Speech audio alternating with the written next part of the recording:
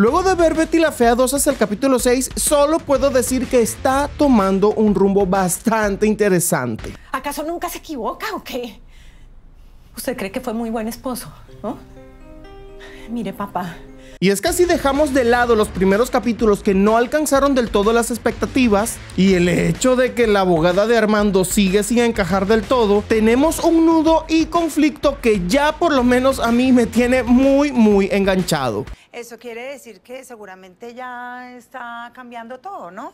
Y ya que hemos visto el 60% de estos 10 episodios, tenemos que hacer un recuento de cómo se están desarrollando los hechos y organizar todo este enredo, porque a primera vista pareciera que todos están peleándose contra todos. Si bien el capítulo 3 y 4 están llenos de bastante comedia y son los que más me han hecho reír a mí, vimos un hecho clave que sirvió como preámbulo al verdadero conflicto y revelaciones que nos encontramos en el capítulo 5 y 6. Y es que fue al final del capítulo 4 donde Armando le confiesa a Betty todos los desastres que hizo con Ecomoda. Y de hecho el capítulo queda donde él afirma que iba a entregarse a las autoridades. Y es que fue precisamente al final del capítulo 4 donde Armando le cuenta a Betty que por unos malos negocios tuvo que vender las bodegas de Ecomoda para poder, entre comillas, mantenerse a flote. Y a partir del capítulo 5 es donde comienza la verdadera mermelada. Armando se entrega a las autoridades y termina en la cárcel, pero eso no es todo, sino que también arrastra a Gutiérrez con él, y a Mario Calderón no se lo llevan a la cárcel porque supuestamente era una pieza clave y necesitaba estar afuera.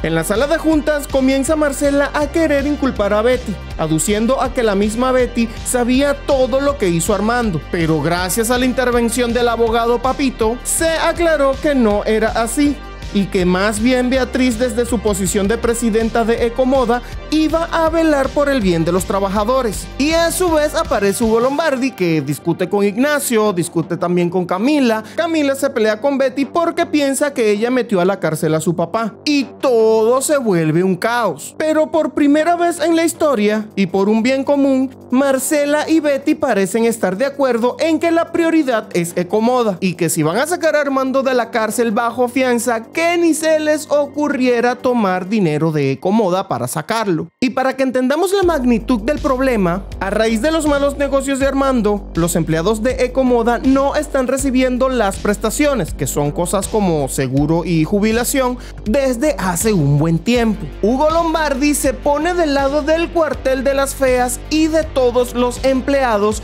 y se proclama como el presidente, o más bien la presidenta del sindicato, y comienza a contar todas las cosas que él ya sabía desde hace unos cuantos años y que escuchó en la sala de juntas recientemente. Y es que hace un tiempo Hugo Lombardi había pedido su retiro, pero se lo negaron, así que ya Huguito sabía que Ecomoda no tenía platita, aunque desconozco el motivo por el cual Hugo no había hablado antes. Ahora, lo que a mí no me convenció y no me gusta mucho es en la manera en que se descubrió que estaban espiando a Ecomoda a través de micrófonos y cámaras. Y es que desde el primer episodio todos sabemos que era Ignacio el que estaba espiando. Y ahora con todo esto hemos confirmado que Marcela no estaba al tanto. Fue Camila y Jeff que descubrieron a través del robot maniquí Alexa con ChatGPT que había un dispositivo de dudosa procedencia conectado. Ignacio, al verse expuesto, decidió hablar primero, y él mismo confirmó que alguien estaba espiando a Ecomoda. Y dado el contexto, obviamente que iban a culpar a Armando Mendoza. Y más tarde, Betty decide ir a ver a Armando a la cárcel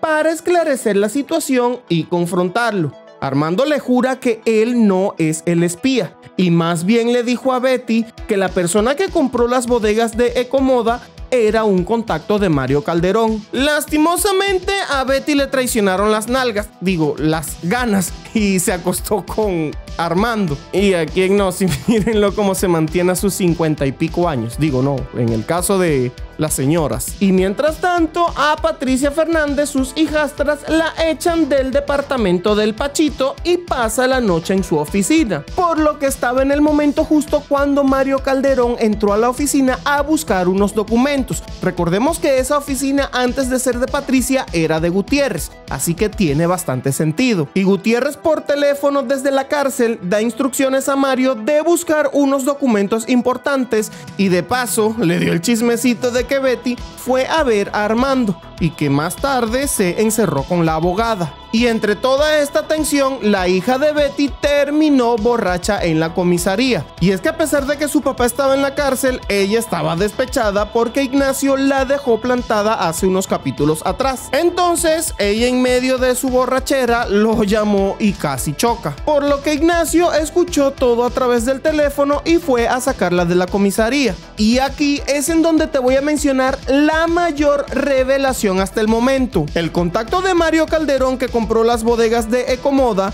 resultó ser el testaferro de Ignacio, a pesar de que Ignacio dice que es su socio.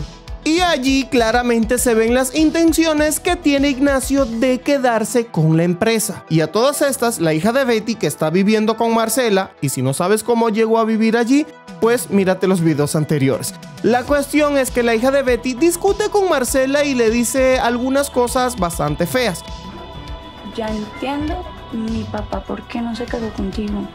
Por lo que Camila se va molesta de la casa. Y no es que se fue de la casa de Marcela para irse a la casa de Betty, no, se fue con Ignacio. Este la conquista y se acuestan, si entiendes a lo que me refiero. La abogada saca a Armando y Gutiérrez de la cárcel bajo fianza y Betty por primera vez le contesta a su papá. E incluso le dice que hasta llegó a ser un mal esposo. ¿Y se acuerdan del chismecito que le contó el Guti Guts a Mario por teléfono? Pues Patricia había escuchado todo y filtró la información a los trabajadores de Ecomoda de que Betty había ido a ver a Armando. Y aunque obviamente nadie estaba de colchón allí para confirmar qué fue lo que sucedió, obviamente la gente va a deducir que no estaban rezando, cosa que la deja abierta a juicio público, ya que a pesar de ser la esposa todavía, eso daría a entender que Betty está del lado de Armando y no de los empleados.